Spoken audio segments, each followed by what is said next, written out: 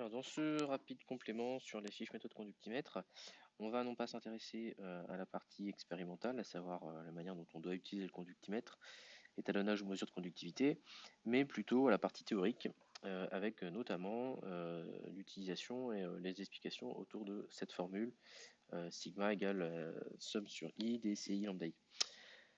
Donc on nous dit que c'est une définition, hein, la conductivité elle s'exprime comme ça. Alors déjà cette écriture avec le sigma peut paraître un peu compliquée pour notamment ceux qui font pas beaucoup de maths.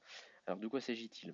Déjà cette écriture là avec une somme, on a ici cette formule là. Alors on va la reprendre écrite exactement comme elle est là. Sigma c'est la somme des ions I sur les ions I des lambda I fois CI. Ça veut dire que dans une solution, vous allez avoir possiblement plusieurs ions. Ces ions sont donc des atomes auxquels on a ajouté ou enlevé des électrons et qui ont donc une capacité, enfin qui portent une charge électrique. Donc on peut avoir par exemple Na+, puis on peut avoir Fe2+, et on peut avoir Cl-, par exemple. En sachant que chacun de ces ions va être présent en solution avec une certaine concentration. Alors prenons peut-être des couleurs, ce sera plus parlant. Donc Na+, Cl-, et Fe2+. Eh bien, la conductivité de la solution, elle va être déterminée par la présence de ces trois ions différents. Alors, comment concrètement est-ce qu'on s'y prend pour mesurer une conductivité? Eh bien, on va mettre à l'intérieur de la solution une plaque et une deuxième plaque qui vont être en regard toutes les deux, et on va appliquer une tension électrique au moyen d'un générateur aux bornes de ces deux plaques. Ce qui veut dire qu'on va finalement aux extrémités des plaques ici, sur les deux bornes, faire apparaître une tension électrique, et cette tension électrique va générer un déplacement des ions dans la solution de façon à faire conduire le courant électrique. Alors ce qui se passe ensuite, c'est que chaque ion, par exemple l'ion Cl-, il a une certaine structure géométrique, il a une certaine quantité d'électrons, il est plus ou moins gros selon la nature de son noyau. Bref, cet ion Cl-, c'est pas le même que l'ion Fe2+. Sans compter que l'ion Cl-, il n'a qu'une seule charge négative. L'ion Fe, il a bien deux charges positives. Donc ces deux ions-là, et également le troisième qu'on a mis ici en solution Na+, tous ces ions vont conduire l'électricité d'une manière qui leur est propre. Eh bien, pour traduire cette différence qu'ils ont dans la manière dont ils conduisent l'électricité, on introduit ce qu'on appelle lambda, qui est donc la conductivité ionique molaire,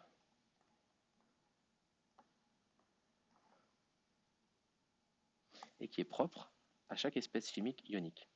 Par exemple, je vais vous montrer le tableau qu'on a là. Si on a l'ion H+, il a une conductivité ionique molaire de 3,5 10-2.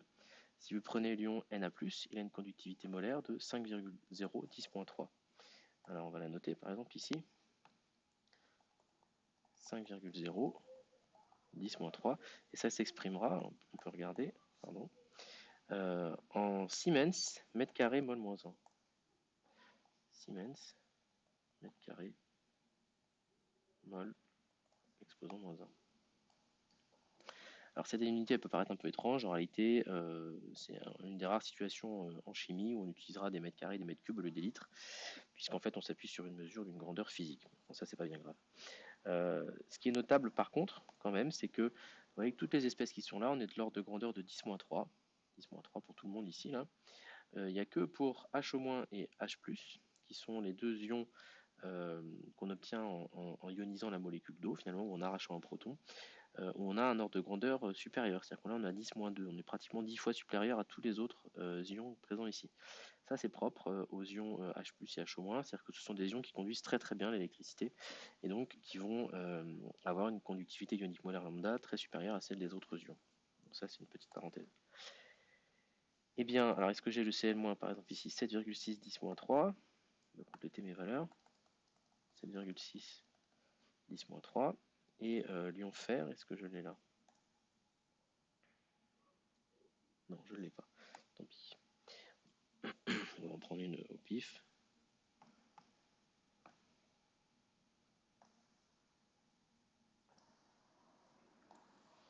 Alors après recherche, on a ici 10,8, 10,3. Bien. Eh bien, la conductivité de la solution, elle est permise par les différents ions qui sont en solution. Et donc cette formule, comment est-ce qu'on la traduit dans un calcul?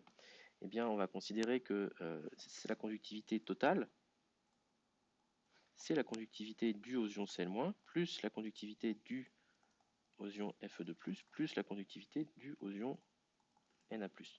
Eh bien, la conductivité de chacun de ces ions, ça va être fonction de sa conductivité ionique molaire et de la concentration des ions Cl-. Pareil pour les ions fer.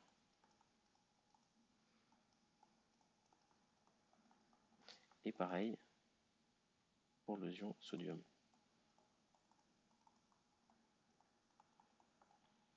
Alors il est évident que pour les ions chlore par exemple, si cette valeur-là est plus grande que pour les ions sodium, eh bien le chlore contribue davantage à la conduction de l'électricité que le sodium, mais ce sera aussi évidemment en fonction de sa concentration.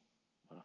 Et donc cette écriture, on va à chaque fois faire le produit pour chaque ion de lambda fois Cl, on le simplifie en écrivant que c'est la somme pour tous les ions I du produit lambda I fois C. Alors on pourrait écrire C, on pourrait écrire en concentration, hein, comme ça, ion I. Voilà, donc ça veut dire que pour chaque ion, vous allez faire ce produit-là et ensuite vous allez l'additionner avec l'ion suivant. Et avec ça, vous allez être en mesure de déterminer quelle est la conductivité ionique, enfin la conductivité totale de votre solution. Voilà, donc ce petit complément doit vous permettre d'utiliser cette loi-là qu'on appelle donc la loi de Coloro et qui est utilisée beaucoup en conductimétrie. Voilà pour la vidéo.